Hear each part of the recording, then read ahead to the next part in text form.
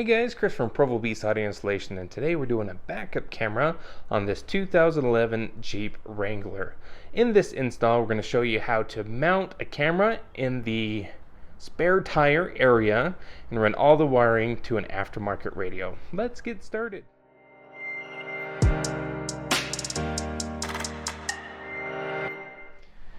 Now the camera that we decided to go with today is this camera by Crux Interfacing Solutions. What's cool about this camera is, first and foremost, it mounts in the spare tire area, so it'll be centered on the back of the Jeep. And because it mounts in the spare tire area, it's nice and heavy duty aluminum, and it comes with all the wiring needed to make that installation easy. Now additionally here comes with instructions, but we're going to walk you through step by step here, as well as all the other wiring configuration as needed. Now we're installing this camera to an aftermarket radio, so because we're doing that, we don't have to make any special adjustments. If you want to see that aftermarket radio install, go ahead and check the link in the description. That'll walk you through kind of part one of this video series. Now the camera that we're going with is by Crux. It's the CCH-01M. And what's super cool about this camera is not only does it mount in the spare tire area centered in the back of the vehicle, but it also has moving parking guidelines. So there's sensors on this camera that detect which direction you're turning and will turn and move those guidelines accordingly. Makes it super easy for you to back a big rig up into a small parking spot. So without further ado, this is the kit that we're going to go with. Let's head to the car and begin this installation. This video is sponsored by Crux Interfacing Solutions, an excellent location for radio replacements, camera interfaces, and more. Check out cruxinterfacing.com to start planning your next install today. Alright, so first thing we need to do is remove the factory spare tire.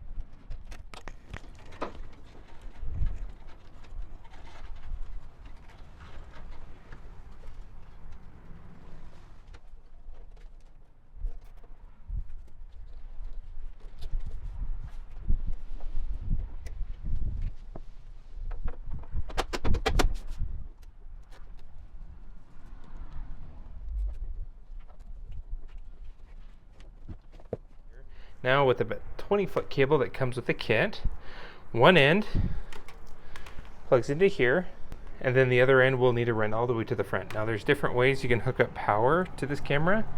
If you don't want to pull accessory power or ignition power when the key is on, you can just hook this end to power and ground at the tail light. But we're not. We want to do it with switch power so we can use the camera more than just in reverse. So what we're going to do is not hook up this red wire, but instead hook up power for the camera behind the radio or somewhere up there where there's switch power.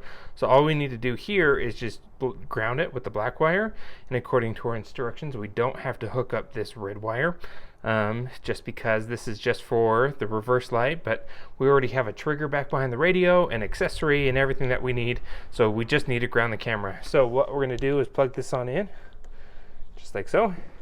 And what we're going to do is run this wire along the factory loom.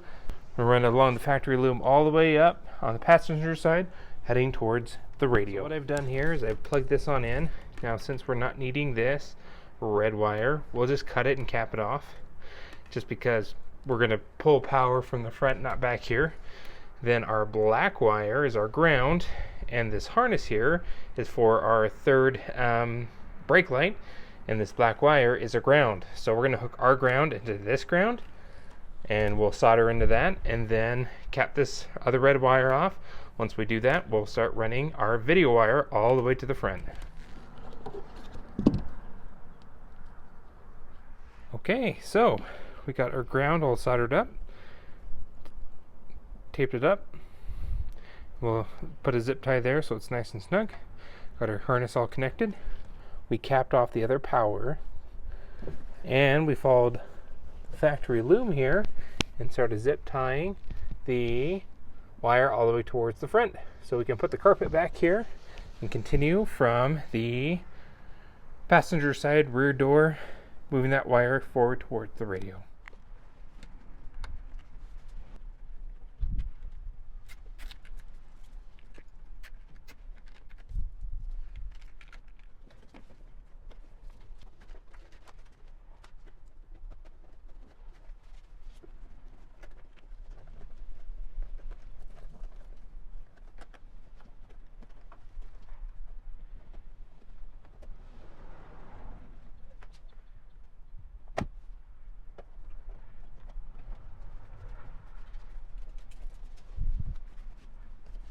Okay, so at this point, we have our camera wire coming out of the kick panel on the passenger side. What we're going to do is go up and over.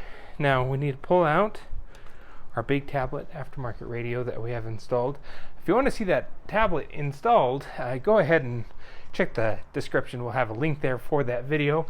But essentially, we got to get that screen out so we can plug in our video wire and connect into switch power for our backup camera.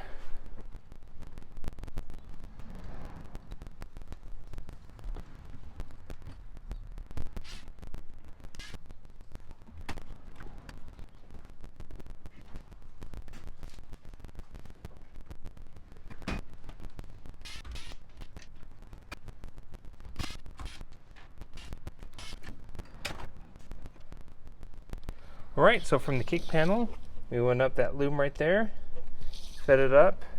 We pulled out the glove box here, just ran it up around across that beam. With the radio up and out of the way, we have our backup camera wire and power for the camera. So at this point, we got to start making our connections. Okay, so we're here in the Jeep with the radio removed. We got our video wire that fed in from the back here. We have a little extra, so we just put a zip tie and we're going to tuck that back in the dash. But we plugged the video wire into the camera input on the back of the radio. Now, depending on the radio, it may, on Pioneers, it's a brown RCA input. On Alpines, on Sonys, it just check with the radio itself to know which RCA input to plug your camera feed wire into. Now, our power wire for the camera, when we installed this radio, actually left a red accessory off. As you can see there, a switched accessory that goes into the smart harness. We did that for this very purpose. Alright, now with the alternative here, if you don't want to hook it to your smart harness, or if your smart harness doesn't put out enough amperage to run a camera, you can extend your little red wire, and we ran an extension down, and this cigarette lighter here, this power point, is on switch power. So if you pull out this when your dash bezel is out, the blue with, I think, has a light stripe on it, but it's blue and a black, and the blue one is your switch power.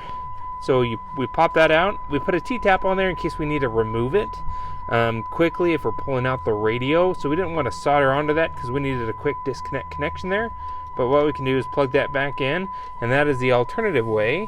In the event you're looking to power your camera back behind the radio here, you can plug in switch power from our power socket.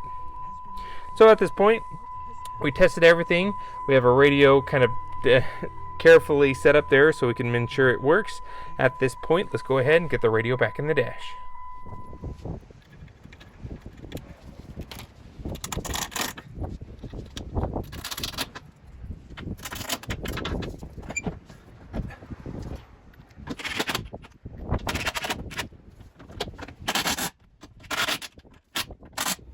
Okay, so we've got our radio all back in, good to go. Let's go ahead and throw it in reverse.